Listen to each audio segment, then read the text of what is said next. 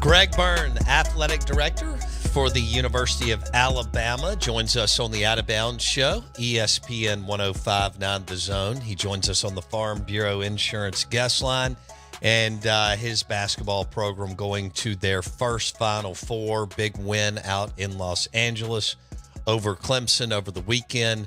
And Nate Oates is the guy in Tuscaloosa. Greg Byrne, good morning. How are you? I'm good, Bo. How are you? How does it feel to be going to the Final Four, man?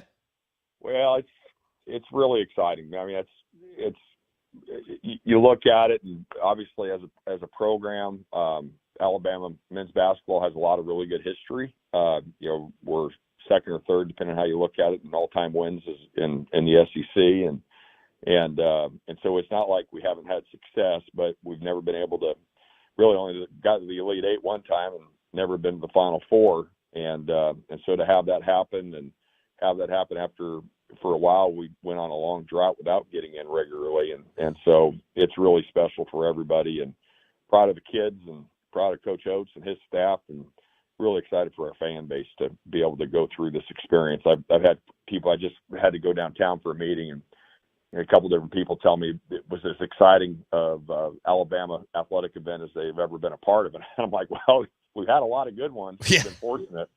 And I think part of it is just we haven't had this before. So this is something that we're all very excited about, and it's certainly do appreciate. But we got a game on Saturday against UConn, and they're really good. So we'll got to be ready for that. Yeah, they're loaded. Greg Byrne on the Out of Bounds Show. I want to go back, though, a few years. Nate Oates is at Buffalo. I know you had several options. Why was he your guy, Greg? Well, he had been on my radar screen for a little while. As an AD, I think one of your responsibilities is to always be thinking about what ifs and not get the cart ahead of the horse, but you always need to be prepared. And so I was watching what he was doing at Buffalo. Did not have historical success as a program. And that's one of the things you try to look at, is who's doing something that's different than what's been done historically at that institution when you hire a coach. And then I think I was in Nashville, and I don't exactly know why I was there, but Buffalo was playing Arizona in the NCAA tournament, and Arizona had DeAndre Ayton, who ended up being the number one pick in the draft, and they had a really talented team. And Sean Miller, who I'm a big fan of, and I'm a close friend of, Buffalo just beat him like a drum, and I'm like, my gosh, and it was off their offense. Obviously, I noticed they weren't taking a lot of mid-range jumpers, and everything was either at the basket or a three-pointer, which I really, and so I studied that and understood the analytics of it. I thought, man, I think this guy's ahead of the curve. And then, and then when we made a change in coaching staffs here, and I interviewed, I think it was 5 people in 2.5 days, and I was actually going to go interview somebody out west the next morning. And I was in Buffalo the night before, probably kind of like when we hired Dan Mullen at Mississippi State, it's pretty early into the conversation, like, boy, this guy's different. This guy's pretty special. And so, getting to talk to him and just his approach to it. And I love the fact, this guy wasn't born on third base by any stretch. He, at that point, it was 7 or 8 years ago that he was coaching high school ball and selling Capri Suns and Cheetos out of his classroom. Incredible. Make enough money to take his team on trips. And so I told him the next morning, I think we came to an agreement like at 6:30 the next morning. And I said, listen, man, part of what is attracting me to you is your humility and your work ethic. And I said, you cannot lose that. And I can tell you, he has not lost it. He works his tail off. He's a great competitor, and is very focused on the task at hand, day in and day out, around the year. And but he still has a humility to him. And he told me about some of the conversations and people he called preparing for these last 2 weeks. And one of my sayings that, probably the only original thing I've ever had, is the only thing I got figured out is I don't have it all figured out. And I think Nate kind of takes that approach to where he's constantly trying to learn and grow and see if there's something. He's got confidence in what he does and believes in it, but he also is trying to learn and grow. And, there's a guy that worked right down the hallway from me here in this building for, as the football coach for a long time, Coach Saban, who still continued to learn and grow even to the very last day he was the head coach here. So Nate's got a lot of that in him, and we're real proud to have him as our coach. When you interviewed him, he walked you through. You'd already looked at the analytics, but he walked you through. Hey, Greg Byrne, this is why we shoot threes, or we shoot, Yep. or we dunk, or we shoot within 3 or 4 feet of the goal, right? Yep. Walk me through it, and he spent a lot of time talking about defense, and really our first couple of years, like especially when we had Herb Jones, because there are few, if ever, any better defenders in college basketball than Herb Jones, and that was the strength, and there were games we did not play well offensively, and we still won the game because of what our defense allowed us to do. And, that's been a struggle for us all year. And for whatever reason, these last 2 weeks, it's clicked, and the guys are defending at an elite level. And really, it was interesting watching I got to go to the shoot around before the North Carolina game the other day in LA. And I won't go into all the details because I'm not sure what he'd want to be public or not, but just some of the approaches they were going to take defensively to try to, put pressure on the low post with Baycott, and it went well. And his attention to detail and focus on it was, that's what separates him. And again, Bo, me, I've been around coaches my entire life. And, sure. And, I was a great athlete in my own mind, and that was about it. But so I had to look at it from different angles, and being, evaluating coaches is something I've always liked to do. I've always, you're obsessed with it, which is good. Well, yeah, I've been, there's a lot of things I can't do very well, but I've been fortunate to every once in a while get something right there. And I love watching Nate Oates practice. And, I know the coaches I know in the basketball world, they're peppering me with questions about what he does. And I know he gets called from a lot of different coaches, and a lot of coaches come and watch what we do. And he's really, he's really been an open book about it. So it's fun to be a part of that and watch it. And so I saw that the interesting thing, Bo, and when we hired Dan at Mississippi State, I'd never met the dude, right? Meet him in a hotel room at 9:30 at night in Buckhead, and hire him at 2:30 in the morning. And so you got to make how long was Dan there? 8 years, 9 years, 10 years? Yeah, 9 years, which is incredible. Yeah, you make a 10-year decision in 5 hours, and that was the same thing with Nate.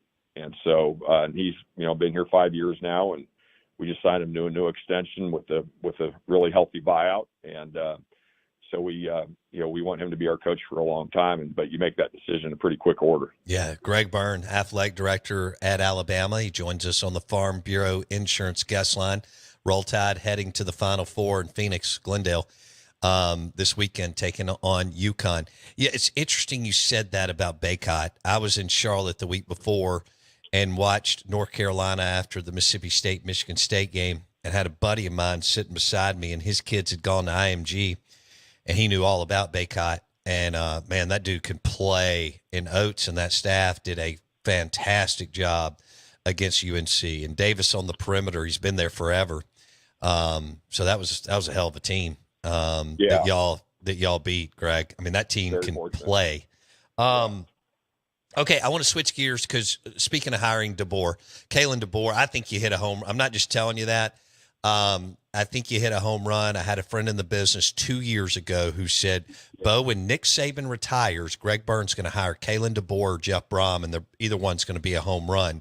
You look at DeBoer's, I know, he told me that. And so you look at DeBoer's, it's kind of like your Nate Oates. I mean, he had to grind through this whole thing. And you mentioned humility and so on. You knew about him because what he's done at Washington and Fresno is amazing, but you got on him early and it didn't look like wavered. You have to be excited that all lined up for the football program, Greg.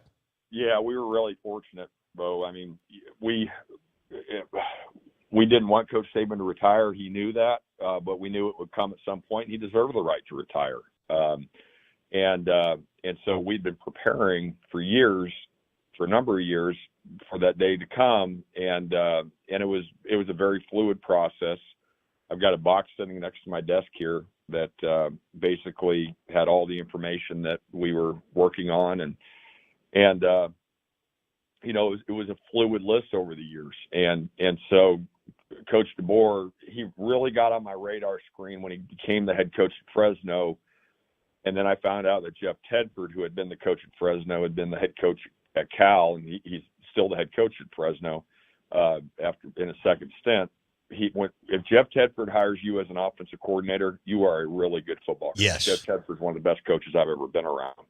I worked with him at Oregon under Mike Bellotti in the 90s, and so Tedford hired him as OC, and then he ended up coming back to be then he became the head coach at Fresno later on, and then they hired him at Washington, and he took over a 4-8 program.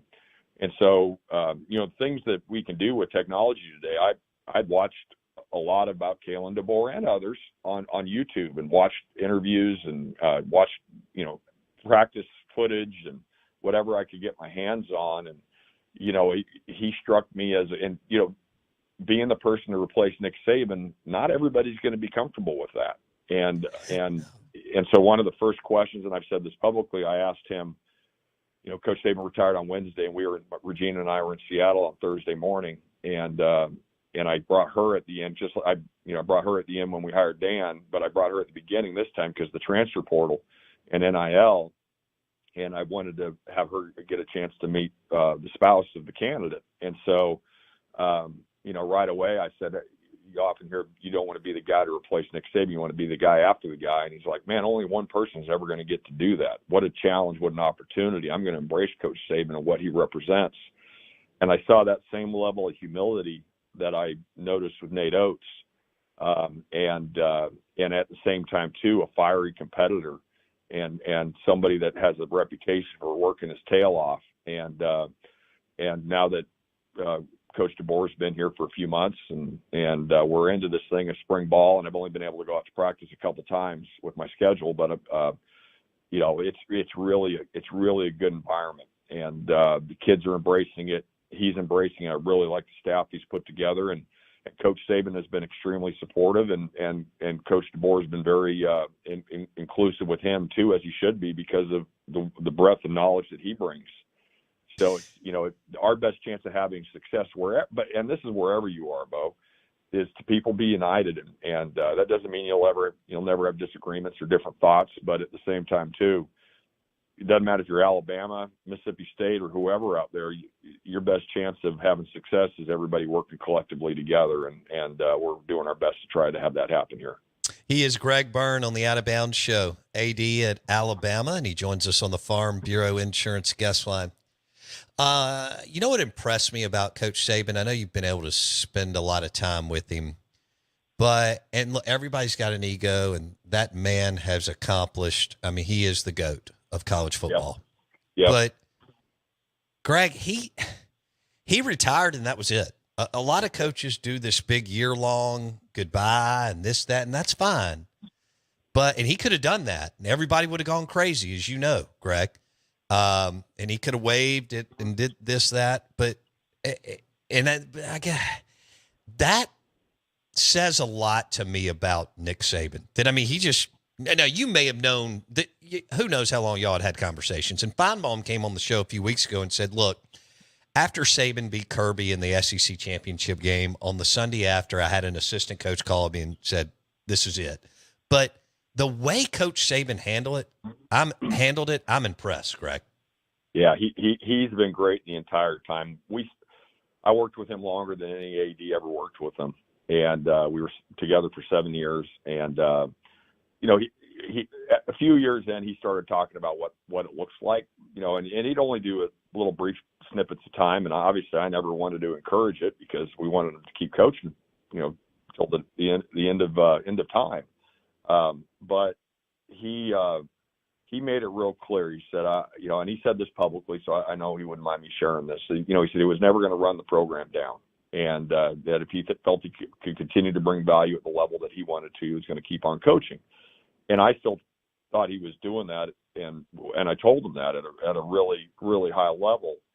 But he felt this was the right time, and he he made it real clear. He said, "Listen, it would have been foolish of me not to be inclusive with him in the selection of the new coach, but he also wants Coach DeBoer now to have the opportunity to run the program the way he sees it being, the way he wants it done for him, for Coach DeBoer." And Coach Saban's actions have shown that. And so I think that's really good. And he did not want a year-long victory tour. He made that very clear to me. And, we're going to obviously honor him and their family at the appropriate time.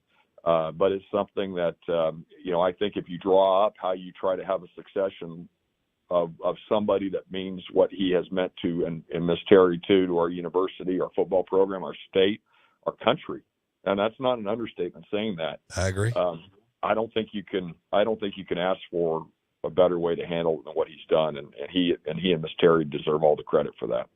All right, we'll leave it there. We have to do it again soon, but I know you're busy. We'll leave it there, and y'all be heading out to Phoenix. And congratulations again, and I hope to catch up soon, Greg. Thanks, Bo. Appreciate you having me on. Take care. Greg Byrne, Athletic Director, University of Alabama, made a super hire with Nate Oates. Now they're going to the Final Four in Glendale, Phoenix, and I think Kalen DeBoer is a Grand Slam hire too. He joined us on the Farm Bureau Insurance Guest Line, and the show is driven by your next Ford F-150 truck, Mack Hike Ford, I-55 North in Jackson.